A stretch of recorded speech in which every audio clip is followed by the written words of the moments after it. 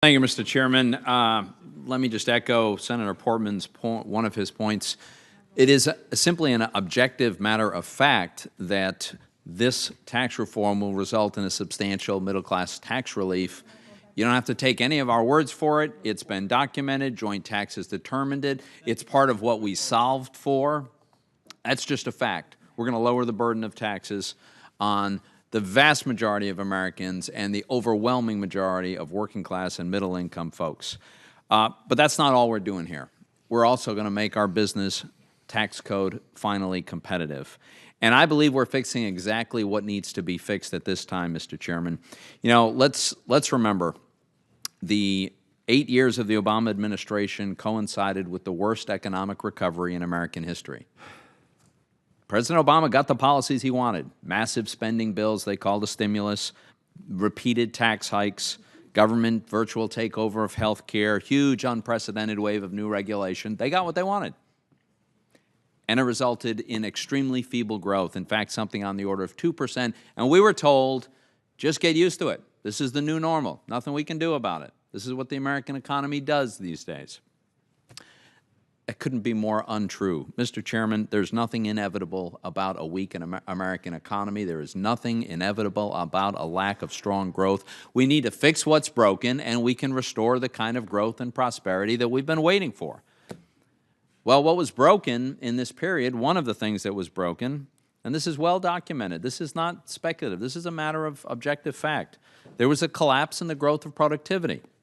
That was almost certainly caused by a collapse in the growth of the capital stock. Those combined caused a lack of wage gains, and we saw all of this.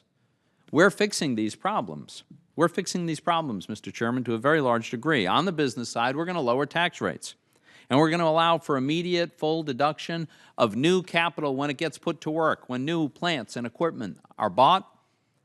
People are going to expense that, be able to expense that immediately. What is that going to do? For one, it's going to allow American workers and business to be competitive and to win in a competitive global economy. And when we encourage and incentivize business to purchase more of the plants and equipment that allows them to grow, we're going to encourage enhancement of productivity. That's how productivity grows. It's when capital gets put to work. And when productivity gains are restored, that's where wage growth comes from. That's what this bill is going to do, Mr. Chairman. And let me say a word about the deficits. Some of my colleagues suggested a great concern about a deficit, which I don't recall at the time when they were passing big stimulus spending bill. But here's a fact. This bill is going to reduce the size of our deficit. If this is enacted into law, we're going to have a smaller deficit, and here's why. The tax reform bill contemplates $1 trillion in foregone revenue relative to the current policy that the federal government is pursuing. So how much extra growth will it take to generate the tax revenue to fill in that hole? And keep in mind what a profound restructuring of the tax code this is. Well, the answer is, according to joint tax, less than 0.4% of economic growth. Now, if you're in the camp that believes it's not possible for America to have strong growth anymore, if that's your camp, then you should be very skeptical about that. I am not in the camp that believes American economic growth is a thing of the past.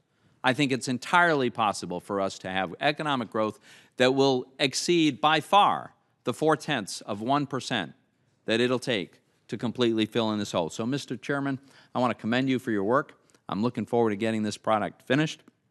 We are going to lower taxes for middle-income taxpayers. We are going to enact the most pro-growth business reforms in over 30 years. And in the process, we're going to have smaller deficits, and that's going to result in a higher standard of living for the people that we represent. So thank you, Mr. Chairman. Well, thank you, Senator Toomey.